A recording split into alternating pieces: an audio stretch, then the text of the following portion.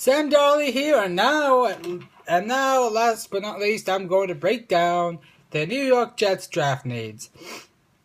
They got a new coach, a new GM. It's new sense of life for the New York Jets. Although I actually kind of feel sorry for them for who they got as their GM. Being former Texans part. Well, I think his decision. He was part of the Texans' decision making on draft day.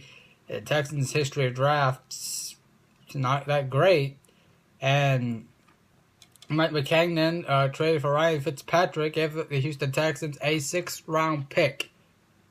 So I don't, again, it remains to be seen if he'll be a good GM or not.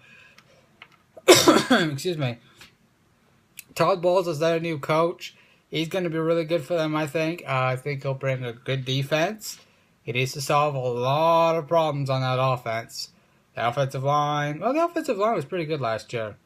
But then again, I don't know his scheme. His scheme could be totally different than what it was under Rex Ryan. He might have, well,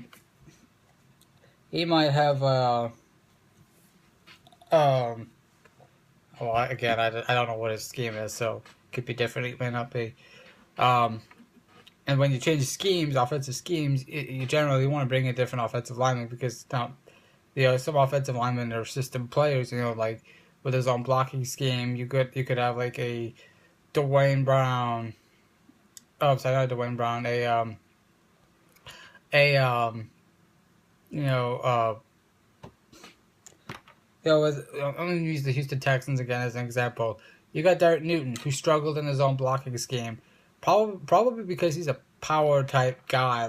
And it's more of a power run scheme under Bill O'Brien in Houston. Yeah, that's what I'm saying. That maybe it might. I don't know what his offensive system's going to be, but that's not the question at hand. The question at hand is what did they do in the draft?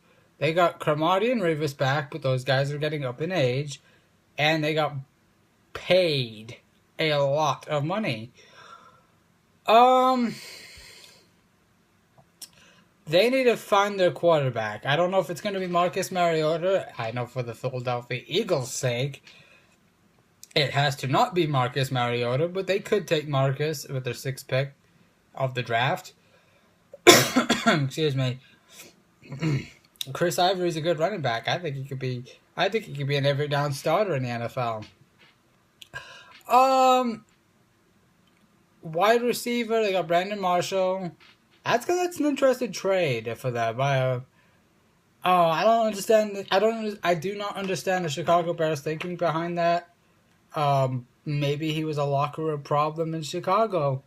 Again, we don't know. Players like Brandon Marshall don't get traded very often.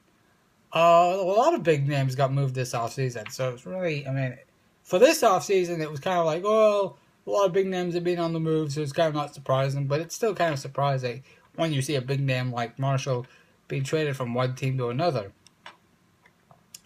They need to find their quarterback, obviously. They need to solve. They need to think about adding a tight end.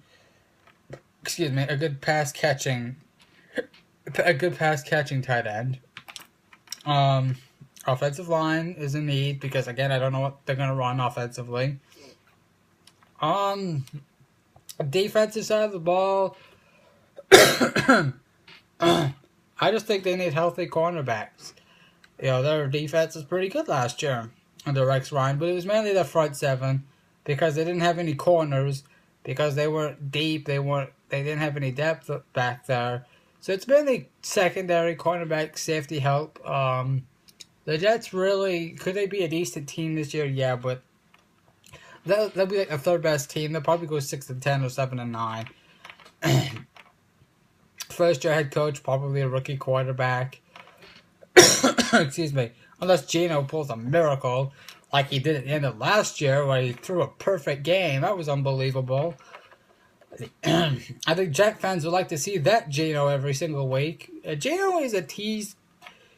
He's a tease player. He has the talent to be a really good player. I just don't think he's motivated to be a really good player.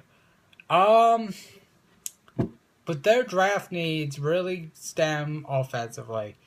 Quarterback, offensive line, tight end.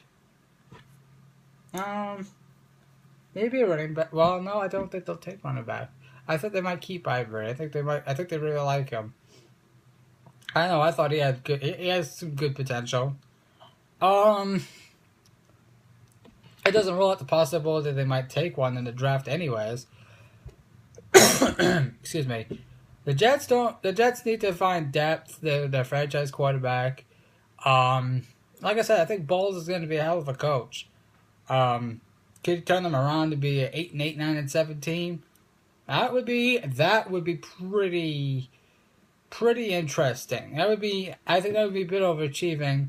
Well, they also traded for Ryan Fitzpatrick. They got to solve the quarterback issue. I know Fitzpatrick's not the guy. He wasn't the guy. He's never really been the guy at all in his entire career. But he needs to stop bouncing. Fitzpatrick needs to stop bouncing around from team to team to team and stick in one system. Excuse me. It's tough for a quarterback to continuously bounce around like a bouncy ball. This is what he is. He's a bouncy ball type quarterback. He ends up going all over the place. Chan Gailey's the offensive coordinator. He's familiar with Ryan Fitzpatrick. That could give Fitzpatrick the upper hand in this competition. But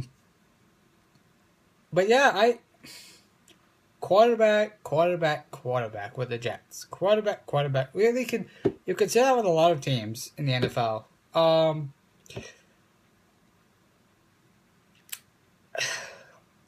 I think they're pretty good. Well, they weren't that good last year. And a lot of people make the jokes of just end their season. They're not that bad of a team. Well, they were they were last year. But they still played. They played hard. They need, again, broken record. They need to find their quarterback. They need to build their offense. They build their offense. Under Todd Bowles, I think they'll have a good defense. Secondary needs to work. But yeah, that's really it. That's what comes to my mind with the New York Jets. But tell me what you think. What do the New York Jets need to climb into title contention in the AFC and the NFL in general? Do you think they'll go Mariota with a 6th pick if he falls? What do y'all think? This has been Sam Dolly breaking down the New York Jets draft needs. Thanks for watching.